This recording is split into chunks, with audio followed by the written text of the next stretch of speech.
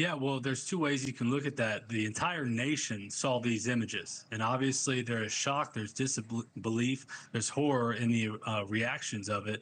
But then I'm looking at it from somebody that lives 6 blocks away from the incident. And the reality of it is that for the people that live in the downtown area, these images aren't just shocking, but they're also a reminder of what we've had to go through with rising crime throughout the entire summer. Cincinnati's police chief, and Rich McHugh touched on this as well, put the blame on bystanders, saying only one person called 911. You went on social media today. You said that is a bold-faced lie. Why?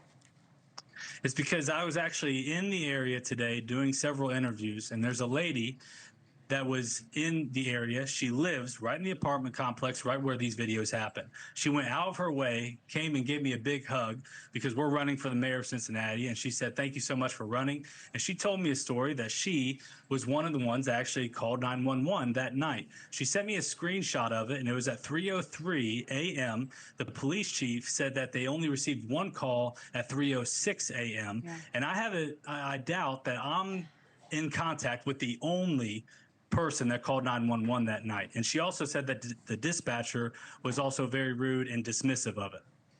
You're calling for the removal of Cincinnati's city manager after this incident. Why do you want this person taken out of the job? Well, if you understand this, you have to understand how the city government works in Cincinnati.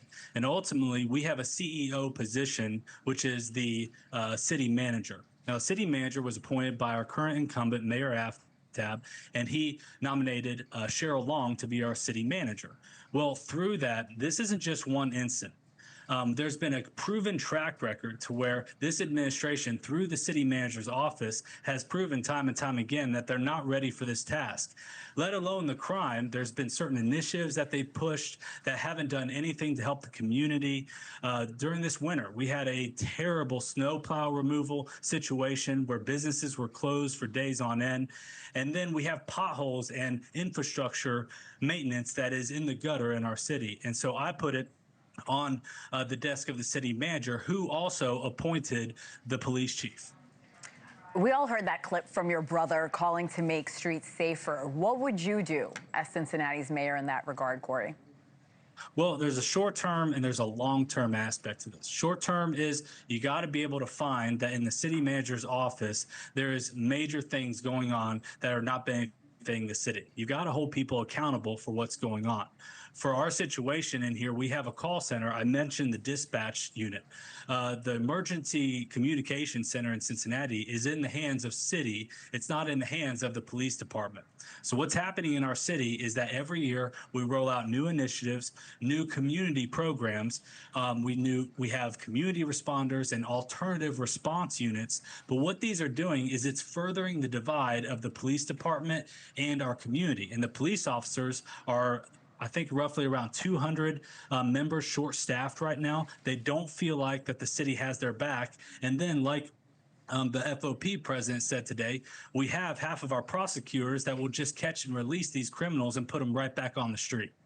I do want to ask you, as we're watching this video and we're slowly getting more details, do you think this was race-related, Cory, or does it speak to a larger problem in Cincinnati, like you mentioned, a lack of policing?